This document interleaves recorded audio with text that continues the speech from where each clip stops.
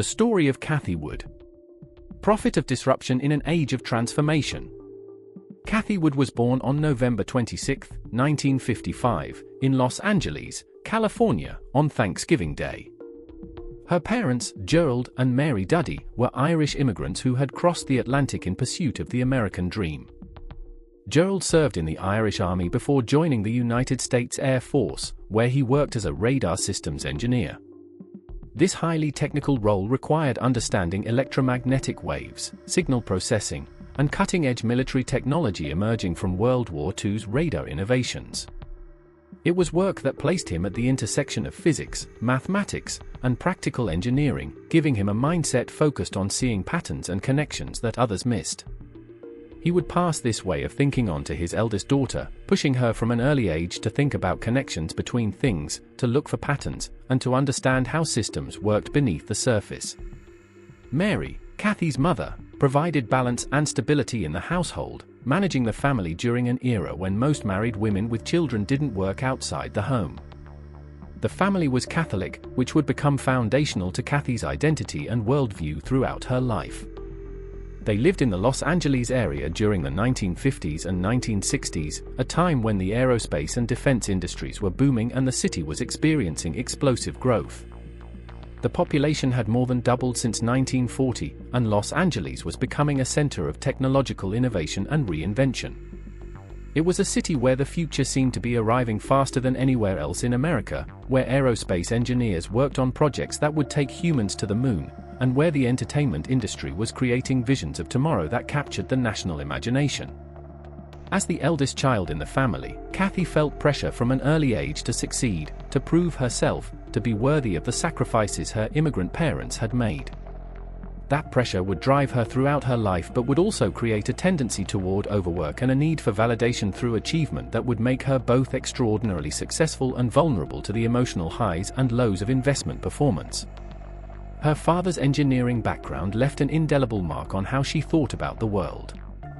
From him, she absorbed the idea that the world operates according to discoverable principles, that patterns repeat across different domains, that seemingly unrelated phenomena can be connected through deeper analysis, and that technical understanding provides advantage. This was not the worldview of a traditional stock picker who focused on quarterly earnings and management meetings. This was the worldview of someone who would later look at battery energy density curves and see parallels to Moore's law, who would look at genomic sequencing costs and see the same exponential decline pattern that drove the computer revolution. Growing up in Los Angeles during the 1960s meant growing up surrounded by a culture that believed deeply in technological progress and American ingenuity. The space race unfolded in real time with much of the actual engineering happening in Southern California. The defense industry pushed the boundaries of computation, materials science, and systems engineering. Silicon Valley, just a few hundred miles north, was beginning its transformation from farmland to technology epicenter. But the idyllic post-war prosperity was already beginning to fray by the time Cathie reached school age. President Kennedy was assassinated in 1963 when she was 8. The Vietnam War was escalating. Urban riots would soon tear through Los Angeles and other cities. The certainties of the 1950s were giving way to the chaos and questioning of the late 1960s and 1970s, and the economy was starting its long slide into the stagflation that would dominate the next decade. Cathie attended Notre Dame Academy, an all-girls Catholic high school in Los Angeles, graduating in 1974. This was not just any Catholic school but an institution that combined rigorous academic standards with a mission of empowering young women at a time when that was far from universal. The all-girls environment meant that young women couldn't defer to male classmates in math and science, couldn't be talked over in class discussions, and couldn't absorb the ambient cultural message that technical subjects were for boys. They had to lead, had to speak up, had to take responsibility for their own learning. That experience shaped Cathie's confidence in her own analytical abilities and her willingness to voice contrarian views even when she was the only woman in the room, which she often would be throughout her career. The Catholic framework also provided something deeper, a way of thinking about purpose, meaning, and mission that went beyond mere material success. Wood has spoken openly throughout her life about how her Christian faith deepened during her college years and beyond, becoming a central organizing principle for how she understood the world. This wasn't prosperity gospel or the cliched idea that God wants you to be rich. Rather, it was a sense that she had been given talents and opportunities that came with responsibility, that her work should serve purposes beyond her own enrichment, and that innovation and entrepreneurship were ways of participating in creation and improving the human condition. This religious dimension would later manifest in how she talked about disruptive innovation, not just as investment opportunities but as solutions to humanity's most pressing problems. Genomic sequencing wasn't just a technology trend, it was about curing cancer and extending healthy human lifespan. Electric vehicles weren't just superior products, they were about preventing climate catastrophe. In 1974, when Cathie graduated from high school, America was in crisis. President Nixon had just resigned over Watergate. The economy was in recession, the worst since the Great Depression, with unemployment rising and inflation accelerating. The oil embargo by OPEC had sent gasoline prices soaring and created long lines at service stations, revealing American vulnerability to foreign economic pressure. The stock market had been declining for years and wouldn't regain its 1968 peak until 1982. It was a moment of national crisis of confidence, when the post-war American consensus was collapsing and no one knew what would replace it. This was the economic environment in which Cathie entered the University of Southern California in the mid-1970s, pursuing a degree in finance and economics. She graduated summa cum laude in 1981, the highest academic honor given only to students with exceptional grade point averages. But beyond the formal curriculum, what mattered most was that one of her professors was Arthur Laffer, the economist who would become famous for the Laffer curve and who would become Cathie's mentor and remain so for decades. Understanding Arthur Laffer is essential to understanding Cathie Wood because he represented a fundamental challenge to conventional economic wisdom that paralleled the challenge she would later mount against conventional investing wisdom. Laffer, who had taught at the University of Chicago before joining USC, was part of the supply-side economics revolution that was emerging as an alternative to the Keynesian consensus that had dominated policy since World War II. By the 1970s, the Keynesian framework was failing catastrophically. Despite aggressive fiscal and monetary stimulus, the economy was stagnating. Despite low unemployment in the traditional sense, inflation was accelerating, creating the stagflation combination that Keynesian theory said was impossible. Laffer's insight, encapsulated in the curve that bore his name, was elegantly simple and profoundly challenging to consensus. There existed some tax rate between 0 and 100% that maximized government revenue. If rates were too low, obviously revenue would be low. But if rates were too high, people would work less, invest less, hide income, and flee to lower tax jurisdictions, and revenue would also be low. Therefore, it was possible that cutting tax rates could increase revenue by unleashing economic activity, particularly if current rates were on the wrong side of the curve. More fundamentally, Laffer represented a way of thinking that challenged authority and convention when the data didn't support it. The economic establishment said cutting taxes would crater revenue and explode deficits. Laffer, with mathematical rigor and empirical analysis, said they might be wrong. This was the mindset he transmitted to Cathie Wood: trust rigorous analysis over group consensus, have the courage of your convictions, and maintain a long-term perspective even when short-term results seem to vindicate the critics.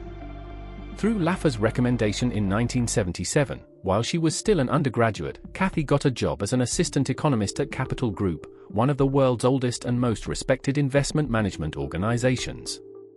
This was an extraordinary opportunity for a young woman barely out of her teens, to work at an institution that managed tens of billions of dollars, that had pioneered many of the techniques of fundamental research that would become industry standard, and that attracted some of the most talented investors in the world. At Capital Group, Cathie was exposed for the first time to the actual practice of institutional investing, not the theory in textbooks but the real work of analyzing companies, building models, debating investment theses, and managing portfolios. She learned how research was conducted, how investment decisions were made, how risk was managed. She absorbed the culture of deep fundamental research that Capital Group was famous for. After 3 years at Capital Group, in 1980, Cathie made a pivotal decision that revealed both her ambition and her confidence. She moved across the country to New York City to join Jennison Associates, a much smaller boutique firm where she would have more responsibility and visibility. At Jennison, she wasn't just an assistant economist analyzing macro trends, she was chief economist, equity research analyst, portfolio manager, and eventually managing director.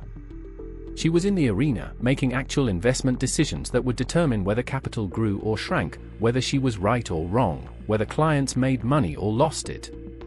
Jennison became her graduate school in investing, the place where she spent 18 formative years, from age 25 to age 43, building the skills, frameworks, and track record that would eventually enable her to start ARK Invest. The 1980s and 1990s were an extraordinary period to be learning the investment business. The great bull market that began in 1982 lifted stocks from deep undervaluation to eventual overvaluation. The Reagan Revolution implemented many of the supply-side ideas Cathie had learned from Laffer, proving that at least in that particular context, cutting marginal tax rates did spur economic activity. Technology began its transformation from expensive, niche tools to mass-market consumer products. The fall of the Soviet Union and the opening of China created a truly global economy for the first time. At Jennison, one experience stands out for what it reveals about Cathie's intellectual courage. In the early 1980s, she debated Henry Kaufman, the legendary economist and Salomon Brothers executive known as Dr. Doom, on why she believed interest rates had peaked. Kaufman was a Wall Street titan, one of the most respected economic forecasters in the world. Cathie was in her 20s, a relative nobody. But she had done her analysis, had conviction based on the data she was seeing, and was willing to stake her reputation on it. She was right. During these Jennison years, Cathie was also building a family life, though she kept that largely private. She married Robert Wood and they had 3 children, Caitlin, Caroline, and Robert. Balancing a demanding career in asset management with raising 3 children required extraordinary discipline and organizational skills. The marriage would eventually end in divorce in 2003, and Robert would pass away in 2018. These personal difficulties, rarely discussed publicly, were nevertheless part of the human story, the costs and trade-offs that come with single-minded professional ambition. By the late 1990s, Cathie had built a strong reputation and was ready for the next challenge. She co-founded Tupelo Capital Management, a hedge fund that would manage approximately $800 million in global thematic strategies by 2000. This was where she really began to develop the thematic, innovation-focused approach that would later define ARK Invest. The late 1990s were the height of the dot-com bubble, when internet and technology stocks soared to valuations that seemed to defy gravity. Cathie was investing in technology and innovation themes, so she was positioned to benefit from the mania. But she was also developing the analytical frameworks that would later help her distinguish between real transformative companies and speculative bubbles. When the dot-com bubble burst in 2000 through 2002, destroying trillions of dollars of wealth, Cathie's frameworks were stress-tested. Some companies she believed in did prove to be hype and crashed to zero. Others survived and eventually became the giants she expected. Amazon fell 90% but eventually became a trillion-dollar company, demonstrating that even real innovations could be massively overvalued in the short term while still proving transformative in the long term. In 2001, Cathie joined AllianceBernstein, one of the world's largest asset managers, as Chief Investment Officer of Global Thematic Strategies. This was the big leagues, managing over $5 billion, leading a team, having resources and visibility that her previous roles hadn't provided.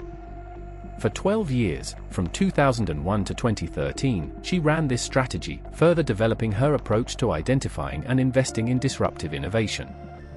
She focused on secular themes that would play out over years or decades rather than quarterly fluctuations. But these years also contained a crucible experience. During the 2007 through 2008 financial crisis, Cathie's thematic strategies underperformed the broader market. Her focus on innovation and growth left her overexposed when the global financial system nearly collapsed. She was criticized for her positioning, for missing the warning signs, for staying too optimistic too long as the crisis unfolded. The post-2008 period was particularly difficult. The recovery from the crisis was long and grinding. Value stocks and defensive sectors outperformed for years while growth and innovation lagged. Her thematic approach seemed out of favor as investors prioritized stability over speculation. By 2012 and 2013, as she approached age 60, Cathie had an idea that she believed could transform investing: actively managed exchange-traded funds focused exclusively on disruptive innovation, offered to retail investors with full transparency about holdings and complete openness about research. But when she pitched this idea to the leadership at AllianceBernstein, they deemed it too risky. The firm wanted to stick with traditional mutual fund structures and wasn't interested in disrupting its own business model. This rejection became the catalyst for the most important decision of Cathie's professional life.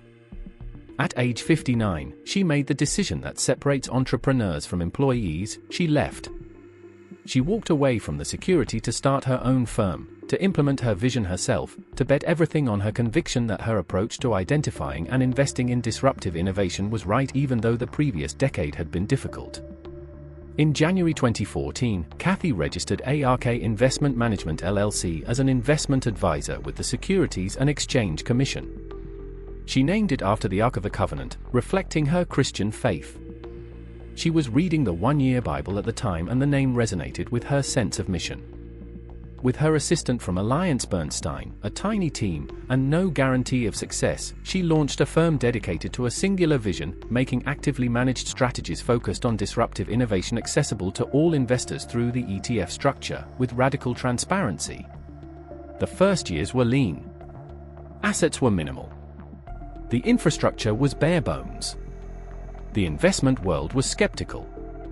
Another boutique trying to beat the market when passive index funds were crushing active managers and charging a fraction of the fees. Why would anyone pay 75 basis points for an actively managed ETF when they could own the entire market for 3 basis points in a Vanguard fund? But Cathie had learned something over her for decades in the business that most others hadn't, that the next great fortunes would be built not by owning index funds or by picking slightly undervalued established companies, but by identifying and loading up on the companies that were building truly transformative technologies in the early stages when consensus didn't yet understand their potential. She had a framework for finding those companies, a temperament that allowed her to hold through volatility, and a structure that would make her positioning visible to the world every single day. The fund she launched revealed her core themes immediately.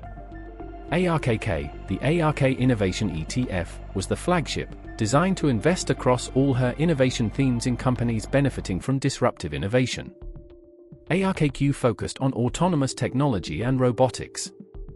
ARKG targeted genomic revolution companies. ARKW concentrated on next-generation internet businesses. Each fund had a clear thematic focus, actively managed with high conviction, and constructed with the willingness to hold small, emerging companies that most institutional managers couldn't or wouldn't touch. From 2014 through 2016, assets grew slowly, from essentially zero to a few $100 million. Returns were solid but not spectacular. ARKK returned approximately 15% in 2014, negative 9% in 2015, and just over 6% in 2016. Respectable but hardly earth-shattering. During these wilderness years, Wood was refining her research process, building her team, establishing her frameworks, and most importantly, accumulating positions in companies she believed would define the future. She was buying Tesla when it traded between $150 and $250 pre-split, prices that looked expensive based on current profitability but cheap based on her projections of cost curves and market potential. She was accumulating Bitcoin-related investments when most institutional investors wouldn't touch cryptocurrency. She was building positions in genomics companies when gene editing was still experimental. Then 2017 proved to be a breakout year for ARK. ARKK returned 87%, massively outperforming the S&P 500's 22% return. This was the first moment when the investing world really noticed what Wood was doing. Her concentrated bets on companies like Nvidia delivered extraordinary returns. Tesla more than doubled despite production challenges. Bitcoin exploded from under $1,000 to nearly $20,000 by year-end. The 2017 performance demonstrated several aspects of Wood's approach that would define both her success and eventual struggles. The returns came from a small number of high-conviction positions that worked spectacularly rather than from broad diversification. The performance was highly volatile, with swings of 5 to 10% in individual months. The returns were driven by narrative shifts and momentum as much as fundamental improvement. The concentrated positioning meant that when things worked, they worked dramatically, creating the kind of performance that attracts massive attention and asset flows. By early 2018, Wood had proven that her approach could generate exceptional returns. Assets under management reached approximately $3 billion. She had built a brand as the voice of innovation investing, appearing regularly on financial television, publishing research that framed the technological narratives, and gathering a following of retail investors who bought into her vision. Then came 2018, and Wood faced the first major test of her frameworks and conviction. The Federal Reserve was in the middle of a hiking cycle, raising rates from 1.25% to 2.25% over the course of the year. Higher interest rates are particularly painful for long-duration growth stocks because they increase the discount rate used to value future cash flows. More fundamentally for Wood's portfolio, 2018 was the year when many of her highest conviction holdings faced existential questions. Tesla appeared to be imploding. Production of the Model 3 was plagued by delays and quality issues that Elon Musk called production hell. The company was burning through cash, missing delivery targets, and facing questions about whether it could survive without raising additional capital. Bears predicted bankruptcy within months. Making matters worse, Musk's behavior was becoming increasingly erratic. Tesla's stock fell below $250 by year-end. Short sellers seemed vindicated. Wood's response to this crisis revealed everything about her temperament and approach. While other investors were dumping Tesla amid the chaos, she was buying more. Her analysis wasn't based on Musk's tweets or short-term production problems but on the underlying cost curves and competitive positioning. She calculated that Tesla's battery costs were declining faster than competitors, that its software capabilities created switching costs that traditional automakers couldn't replicate, that the global shift to electric vehicles was inevitable, and that Tesla's lead in this transition was widening despite the execution challenges. This required both analytical conviction and emotional fortitude. The daily price declines, the negative news flow, the mockery from critics, the pressure from clients, all of this created psychological pressure to capitulate. Wood did neither reduce nor abandon the position. She maintained and even increased it because her framework said Tesla was becoming more attractive as the price fell. Bitcoin faced similar challenges in 2018. After peaking near $20,000 in December 2017, it crashed below $4,000 by December 2018, an 80% decline. The crypto winter had arrived. Media declared Bitcoin dead. Wood again held firm, arguing that the underlying blockchain technology was transformative, that Bitcoin's use case as digital gold remained intact, and that the volatility was a feature not a bug of an emerging asset class. ARK returned -3% in 2018, not catastrophic but disappointing after the 87% return of 2017. Assets under management stagnated as redemptions offset new inflows. For many investors, 2018 looked like proof that 2017 had been luck rather than skill. But Wood viewed 2018 entirely differently. She saw it as a test of conviction that she had passed, as a buying opportunity that would pay off in the future, as validation of her willingness to be patient and contrarian. As 2018 turned to 2019, Wood was battle-tested but bruised. Then something remarkable happened, the narrative shifted. In January 2019, the Federal Reserve made a dramatic pivot, signaling that it would pause interest rate hikes. By summer, the Fed would actually begin cutting rates despite unemployment being near record lows. This monetary shift was rocket fuel for exactly the kind of companies Wood concentrated in.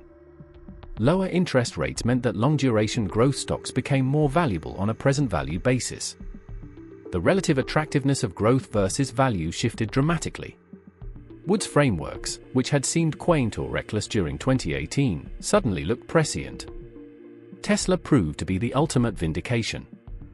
Throughout 2019, as Tesla's stock began climbing from its lows, Wood kept buying. By year-end, ARK held more than 10% of its assets in Tesla. When Tesla reported a surprise profit in the third quarter, the stock surged. When it began production at its Shanghai factory, the stock surged again. By December 2019, Tesla had more than doubled from its June lows. Wood's conviction had been spectacularly vindicated. But Tesla was just the most visible example of a broader phenomenon. Many of Wood's themes were simultaneously proving viable. Square's Cash App was becoming a consumer banking alternative. Roku was benefiting from cord-cutting accelerating. CRISPR Therapeutics and other gene-editing companies were advancing through clinical trials. The performance spoke for itself. ARK returned 36% in 2019. Assets under management swelled from $3 billion at the start of 2019 to approximately $7 billion by year-end. The media suddenly couldn't get enough of Wood. Her communication style, part technical analysis, part visionary futurism, part missionary conviction, resonated with a new generation of retail investors. Then came 2020, and everything accelerated in ways that seemed almost designed to validate every single one of Wood's theses simultaneously. The COVID-19 pandemic created the most extraordinary macro environment for innovation investing in history. The virus forced billions of people into lockdowns, accelerating digital adoption by years in a matter of months. Telemedicine went from niche convenience to necessity overnight. Remote work became universal, driving explosive growth in Zoom. E-commerce surged as physical retail closed. Digital payments exploded. The pandemic also triggered the most aggressive monetary and fiscal response in peacetime history. The Federal Reserve cut interest rates to zero, launched unlimited quantitative easing. The federal government approved multiple rounds of stimulus. Collectively, the policy response injected more than $5 trillion into the economy in a matter of months. For Wood, this combination of forced digitalization plus maximum monetary accommodation was precisely the scenario her frameworks predicted would drive exponential adoption of innovation. Her portfolio was positioned perfectly. Teladoc saw usage explode. Zoom became a verb. Roku benefited as entertainment moved entirely online. Square's Cash App became essential infrastructure. Tesla benefited from both direct stimulus and the narrative that electric vehicles represented the future. The performance was extraordinary. After briefly declining 24% in the March 2020 crash, ARK surged. By year-end, it had returned 157%, the best performance of any actively managed fund in America. Tesla alone contributed over 60 percentage points of that return as the stock surged to over $700 by December. The asset flows became historic. Retail investors, stuck at home with stimulus checks and commission-free trading apps, poured money into ARK and Wood's other funds. In some weeks, inflows exceeded $1 billion. By February 2021, total assets under management across all ARK funds reached $60 billion, nearly a tenfold increase from the start of 2020. ARK alone held $35 billion, making it the largest actively managed ETF in history. Wood appeared on the cover of financial publications and became a celebrity far beyond typical asset management circles. The validation was complete and overwhelming. Every criticism from the prior years had been proven wrong by the market's verdict. Tesla had become the most valuable automaker on Earth despite producing a fraction of the vehicles of Toyota or Volkswagen. Bitcoin had surged to nearly $65,000. The genomics companies were advancing therapies through trials. Wood's confidence reached its apex in this moment. In February 2021, she raised her Tesla price target to $3,000 by 2025. She predicted Bitcoin would reach $500,000. She spoke with certainty about artificial intelligence, energy storage, and blockchain creating $40 trillion in market capitalization over the next decade. When questioned about valuations, she argued that traditional metrics were irrelevant for companies riding exponential growth curves. The February 2021 CNBC interview, where she was interrupted by a Zoom call notification warning that her free 40 minutes were expiring, captured the moment perfectly. Wood was at the absolute peak of her influence, managing $60 billion, being celebrated as the best stock picker of her generation. But that moment in February 2021 was the peak. Everything that had driven the extraordinary returns was about to reverse. The collapse didn't happen all at once. It unfolded over 18 months, each phase more painful than the last. The first cracks appeared in March 2021. The 10-year Treasury yield began rising as inflation data came in hotter than expected. Yields reached 1.75% by March. This seemingly small move had enormous implications for long-duration growth stocks. ARKK, which had peaked at $159 per share in February, began declining. By May, it had fallen to $120, a 25% drawdown. Wood's response was consistent with her entire career: she bought the dip. Her framework said nothing fundamental had changed. But something had changed that Wood's frameworks didn't fully account for. The marginal buyer of her stocks was no longer long-term innovation believers but rather momentum-chasing retail investors who were fleeing at the first sign of sustained losses. Summer 2021 brought temporary relief as markets stabilized and growth stocks bounced. ARKK recovered to around $130 by July. Wood maintained her aggressive positioning, her bullish price targets. Then the real collapse began. In November 2021, the Federal Reserve acknowledged that inflation was not transitory as it had claimed but rather persistent and requiring aggressive action. Fed Chair Powell signaled that the central bank would accelerate tapering and would likely begin raising interest rates sooner and faster than previously expected. The market immediately began repricing growth stocks, particularly the most speculative, unprofitable companies trading at astronomical valuations. The reversal was brutal and unrelenting. From November 2021 through December 2022, ARKK fell from around $125 to below $40, a 68% decline. At the absolute low in December 2022, the fund was down 78% from its February 2021 peak. This wasn't a correction, it was a wealth-destroying collapse. Investors who had bought at the peak had lost more than 3/4 of their capital. The companies in Wood's portfolio experienced even more severe declines. Zoom fell below $90, an 82% decline from peak. Teladoc collapsed below $30. Roku fell to below $60. These weren't small-cap speculative stocks, these were companies with billions in revenue, real businesses, real customers. But they were unprofitable, had been valued as if growth would continue uninterrupted forever, and were being repriced for a world where rising interest rates made future profits worth less. Even Tesla declined 65% from its late 2021 peak above $1,200 to roughly $400 by December 2022. Throughout this collapse, Wood maintained her positioning and her conviction with a stubbornness that her supporters called discipline and her critics called delusion. She continued buying the dips in Tesla. She maintained her Bitcoin exposure and bullish price targets even as the sector imploded with the collapse of Terra Luna, the bankruptcy of Celsius and Voyager, and the spectacular implosion of FTX. She argued repeatedly in interviews that nothing fundamental had changed, that the 5-year time horizon meant the current drawdown was noise, that the innovation trends remained intact. This response revealed both the strength and fatal flaw in Wood's approach. The strength was genuine conviction based on decades of studying innovation. The flaw was that she had built a vehicle structure completely unsuited to her conviction timeframe. A 5-year view is incompatible with a daily liquid fund marketed to retail investors who will redeem when losses become unbearable.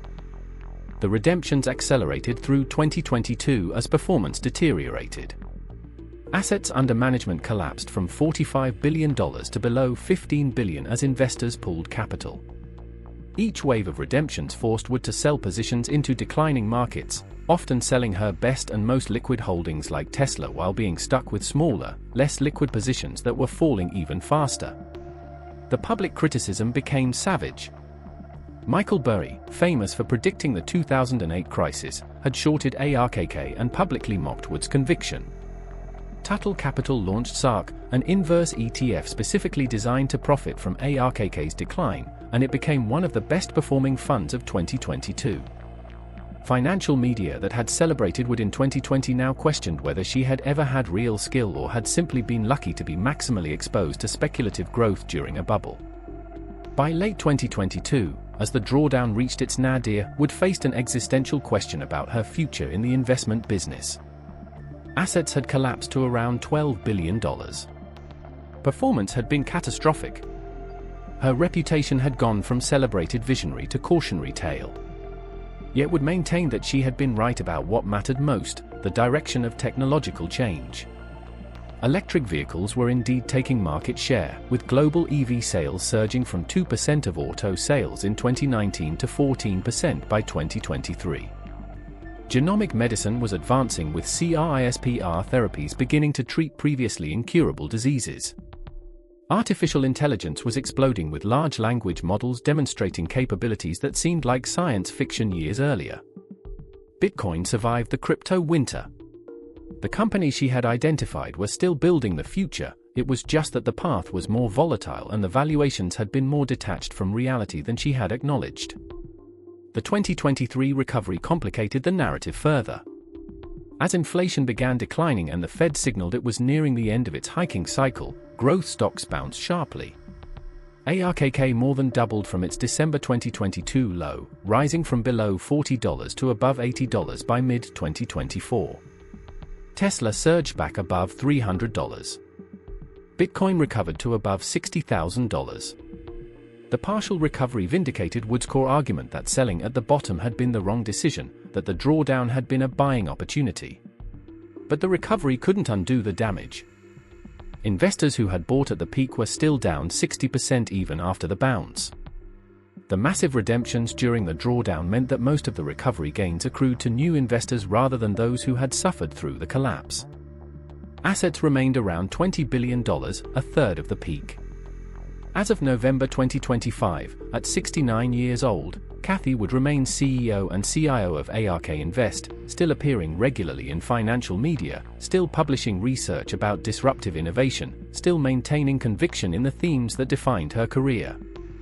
ARK Invest manages approximately $20 billion across its suite of ETFs, down from the $60 billion peak but stable. The flagship ARKK, which peaked at $159 per share in February 2021 and fell to below $40 in December 2022, trades around $80 to $90 per share as of late 2025. Investors who bought at the peak remain down roughly 45 to 50% after 4 years. Wood's daily routine remains intensely focused on research, portfolio management, and communication. She reviews overnight developments, works closely with her analyst team, spends significant time in media appearances explaining ARK's positioning and defending her convictions. Personally, Wood lives in Florida and has never remarried since her 2003 divorce. Her 3 adult children are established in their own careers. Wood is intensely private about personal matters, keeping her life outside investing largely separate from her public persona. Her Christian faith remains central to her identity. Professionally, Wood's reputation has settled into a complicated middle ground. Among believers, mostly retail investors who share her enthusiasm for technological disruption, she remains a visionary voice. Among critics, particularly institutional investors, she represents a cautionary tale about the dangers of concentrated positioning and insufficient risk management. The performance record tells a story of spectacular peaks and devastating troughs. ARKK's compound annual return since inception in 2014 through late 2025 sits around 8 to 10%, roughly matching the S&P 500 over that full period but with vastly higher volatility. Wood's investment philosophy can be distilled to several core principles. First, follow the innovation, not the momentum. Her foundational belief is that the greatest investment opportunities come from identifying truly disruptive technologies years before consensus recognizes them, positioning aggressively, and holding through inevitable volatility. The evidence supporting this principle is substantial. Her early positioning in Tesla generated extraordinary returns. Her Bitcoin advocacy was vindicated as major companies added it to balance sheets. But the principle's application revealed critical limitations. Following innovation requires distinguishing between genuine disruption and temporary hype, between technologies that will scale and those that will fizzle. Wood's framework focused heavily on identifying the right trends but gave insufficient weight to timing, valuation, competitive dynamics, and execution risk. Second, valuation is irrelevant for exponential growth. Wood's most controversial principle is that traditional valuation metrics are irrelevant or misleading for companies riding exponential technology curves. she argues that companies benefiting from Wright's law cost declines and network effects will grow far faster than consensus expects. This principle generated both Wood's greatest successes and her most devastating failures. When applied to Tesla from 2016 to 2020, it worked spectacularly. When applied to Zoom, Teladoc, and dozens of other holdings at 2020 through 2021 peaks, it failed catastrophically. The principle's fatal flaw was treating all expensive growth stocks as similar when reality was far more nuanced. Some expensive stocks rode genuine exponential curves. Others rode temporary momentum. Wood's framework was too willing to assume exponential outcomes. Third, concentration over diversification. Wood believes that meaningful outperformance requires concentrated positioning in highest conviction ideas rather than broad diversification. The logic is sound and consistent with how many great investors think about position sizing. The application drove extraordinary returns during 2019 through 2020 when Wood's highest conviction positions worked. But concentration also created catastrophic vulnerability when conditions changed. The 2021 through 2022 decline saw all of Wood's concentrated positions falling simultaneously because they were highly correlated. The principle also ignored capacity constraints. At $60 billion in assets, Wood's concentration created situations where she owned double-digit percentages of some companies, making her unable to exit without destroying the stock price. Fourth, transparency builds trust and accountability. Wood's commitment to radical transparency was born from frustration with the opacity of traditional asset management. The implementation was genuinely innovative and became one of ARK's key differentiators. The daily holdings transparency, the free research reports, the weekly webinars, all created unprecedented visibility. This built a loyal community and helped ARK gather assets far more effectively than traditional marketing. But transparency became a liability during the 2021 through 2022 collapse. The daily visibility of holdings meant everyone could see the portfolio cratering in real time, amplifying panic. Short sellers could see exactly what to target. The transparency that had built trust during success eroded trust during failure. Fifth, time horizon is the ultimate edge. Wood's final core principle is that the willingness to hold through volatility with a 5-year or longer time horizon creates durable competitive advantage. This principle is conceptually sound. Wood's career provided numerous examples where her willingness to hold through adversity generated extraordinary returns. But the principle's application revealed a fundamental flaw. Wood built a vehicle structure completely mismatched to the time horizon her principle required. Daily liquid ETFs marketed to retail investors cannot execute 5-year hold-through volatility strategies because retail investors lack the financial resources and emotional temperament to survive 78% drawdowns. Looking back across Wood's full career, what actually made her exceptional during her peak years and what failed her during the collapse can now be synthesized clearly. Wood's edge during 2018 through 2020 came from genuinely superior frameworks for analyzing technological disruption combined with exceptional conviction and willingness to position aggressively ahead of consensus. Her cost curve analysis using Wright's law gave her legitimate insight into when technologies would reach economic viability. Her understanding of S-curve adoption patterns helped her identify inflection points before they were obvious. This analytical edge was amplified by structural advantages in how she built ARK. The transparency attracted a loyal retail following. The concentrated positioning meant that when high-conviction ideas worked, returns were spectacular. Most importantly, Wood's temperament allowed her to maintain conviction through periods of maximum pessimism. The failures came from the same sources as the successes. The analytical frameworks that worked brilliantly for identifying long-term trends proved inadequate for navigating near-term dynamics like interest rate sensitivity and valuation normalization. The structural choices that drove explosive growth during the rise created catastrophic vulnerability during the fall. The retail investor base provided capital during momentum but fled during drawdowns. The concentration that drove spectacular gains drove equally spectacular losses. Most critically, Wood's temperament lacked sufficient flexibility to adjust when conditions changed. The fundamental error was treating that environment-specific edge as if it were permanent rather than cyclical. She built a $60 billion asset base as if the 2020 conditions would persist indefinitely. When the environment changed, the entire edifice collapsed. Regardless of how one evaluates Wood's ultimate success or failure as an investor, her impact on the asset management industry is undeniable. She legitimized retail access to thematic, innovation-focused investing.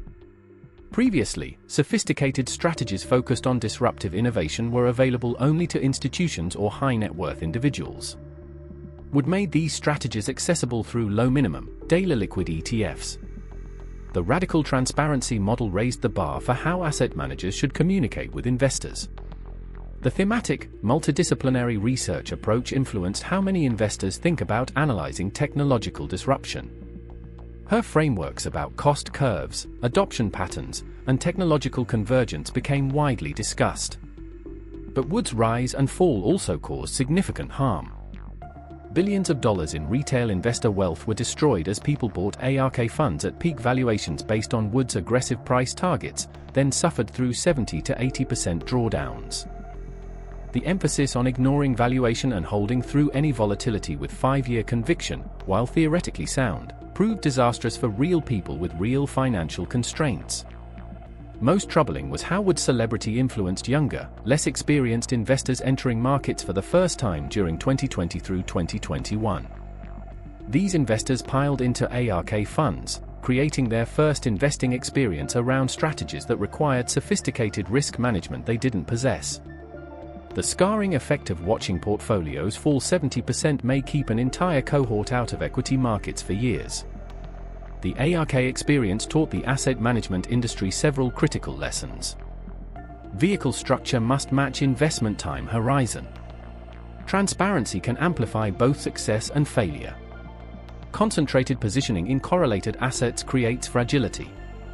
Retail capital is more momentum-driven than the industry assumed. Assets under management can grow beyond the capacity of a strategy, destroying the edge that created success. Wood's career demonstrates that correctly identifying transformative technologies is necessary but insufficient for successful investing if not paired with rigorous risk management. Being right about where industries are headed doesn't guarantee positive returns if position sizing is excessive, if valuations are ignored, if the path is more volatile than anticipated. Tesla was genuinely transformative and Wood identified it early, but investors who followed her advice to hold maximum conviction positions through 92% drawdown suffered devastation. The mechanism explaining why vision alone fails is that markets can stay irrational far longer than investors can stay solvent. Risk management is what allows investors to survive periods when they're early or when macro conditions overpower fundamentals.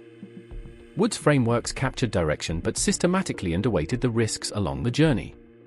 Wood's choice to express her innovation thesis through daily liquid ETFs marketed to retail investors ultimately determined her success and failure more than her actual investment insights. This structural choice created path dependencies that amplified both momentum and collapse. The same innovation thesis expressed through a closed-end fund with patient institutional capital would have avoided forced selling during redemptions. Daily liquidity plus retail capital plus transparency created momentum amplification on the way up and crash amplification on the way down. A different structure would have broken these feedback loops. Investment vehicles are not neutral containers for strategies, they fundamentally shape outcomes. High volatility strategies require patient capital structures. Matching vehicle to strategy is as important as the strategy itself. Wood's principle that valuation is irrelevant for exponential growth stocks proved catastrophically wrong in practice. Even companies with extraordinary long-term potential can be so overvalued in the short term that the mathematical journey from peak to fair value destroys most investors. Tesla at $1,200 per share represented a market cap exceeding $1 trillion for a company producing under 1 million vehicles annually, a valuation requiring decades of perfect execution. When it fell 92%, the business was actually performing better, only the valuation had been insane. If you pay 50 times revenue for a company that grows revenue 3 times over 5 years but markets decide to value it at 5 times revenue, you lose 70% even though revenue tripled. The starting valuation caps your upside and magnifies your downside. Price always matters, sometimes immediately, sometimes years later, but eventually always. Wood's temperament allowed extraordinary conviction that served her well when she was early and right, but became stubbornness when conditions changed. Strong conviction must be paired with intellectual humility and constant willingness to update beliefs when evidence shifts or conviction becomes a trap. Wood maintained maximum Tesla conviction even as the stock reached valuations requiring robotaxis by 2022. She maintained Bitcoin conviction through the FTX collapse, interpreting all negative evidence as noise. Conviction without updating creates confirmation bias, where all evidence is interpreted to support existing beliefs. The best investors maintain strong views weakly held, willing to commit capital based on conviction but equally willing to adjust when evidence shifts. Wood's career showed the cost of strong views strongly held without sufficient flexibility. Wood built a retail investor base by marketing accessibility and compelling narratives, but retail investors proved to have neither the financial capacity nor emotional temperament to execute her long-term strategy. ARK grew from $3 billion to $60 billion as performance was spectacular, with most inflows coming during 2020 through 2021 at peak valuations. When performance reversed, redemptions accelerated, forcing Wood to sell into declining markets. The retail investors who provided growth capital fled precisely when the strategy required patient holding. Retail investors are far more present-focused than their stated intentions. They believe they're long-term investors until they see portfolios fall 50 to 70%, at which point psychological pain forces selling.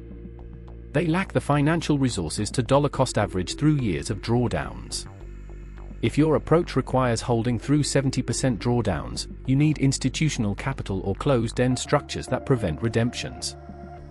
Wood's frameworks for identifying exponential technology curves were often correct, but her extrapolation of exponential outcomes without adequate consideration of risks created models that confused best-case scenarios with base cases. Her price targets and projections took exponential thinking in one dimension and extrapolated it without incorporating risks. Tesla at $3,000 to $4,000 per share required robotaxis achieving massive deployment with minimal competition or regulatory friction. Bitcoin at $500,000 to $1 million required institutional allocation reaching 5 to 10% of portfolios without competition. Exponential processes are rare and fragile. Most things that start exponential eventually hit constraints that force reversion to linear patterns. Use exponential thinking to identify opportunities, but pair it with rigorous scenario analysis and risk management. Build base, bull, and bear cases with honest probability weights. Combine visionary thinking with conservative risk management. Cathie Wood's story is ultimately about the distance between vision and investing, between identifying transformation and capturing it in ways that create rather than destroy wealth. She spent for decades developing genuine expertise in recognizing technological disruption, built frameworks that provided real insight into where industries were headed, and had the courage to position aggressively ahead of consensus. But Wood also demonstrated that vision alone is insufficient. The structure she built was fundamentally fragile. When conditions that had amplified her success reversed, the same structural choices amplified her collapse. The tragedy is that Wood may have been right about much of what matters most. Electric vehicles are displacing internal combustion engines. Genomic medicine is beginning to cure previously incurable diseases. Artificial intelligence is transforming every industry. The companies she identified are building significant businesses. But being right about these transformations didn't translate to successful investing because the path from identifying trends to capturing returns requires more than vision. In 50 years, Cathie Wood will likely be remembered for several lasting contributions. She legitimized thematic, innovation-focused investing for retail investors, expanded access beyond institutions, pushed the industry toward greater transparency, and developed analytical frameworks that influence how a generation thinks about identifying transformation. She will also be remembered as a cautionary tale about the dangers of concentrated positioning without adequate risk management, about the mismatch between daily liquid structures and long-term strategies, and about how success can breed overconfidence that leads to destruction. Most importantly, Wood will be remembered for asking the right questions about how technological change creates investment opportunities even if her specific answers proved flawed. She pushed investors to think about 5-year rather than 5-quarter horizons, to consider exponential rather than linear possibilities, to focus on transformative innovation. These were valuable contributions even when the execution failed. Cathie Wood's story isn't finished. At 69, she continues managing ARK Invest, continues publishing research about disruptive innovation, continues believing that the future will validate her vision even if the path proved more volatile than anticipated. Whether the final chapters prove redemptive or merely extend the cautionary tale remains to be written. But the lessons from the chapters already written are clear: vision matters, but so does execution. Conviction is valuable, but so is flexibility. Identifying transformation is important, but so is managing risk. And being right about the future isn't enough if the structure you built can't survive the present. Wood attempted something genuinely difficult, identifying transformative technological change years before consensus, building frameworks to quantify the opportunity, and gathering capital to invest at scale. She succeeded spectacularly at identifying trends but failed at building the appropriate structure to capture them. The distance between genius and folly is often just a matter of timing, price, and whether your vehicle structure can survive the journey from insight to outcome.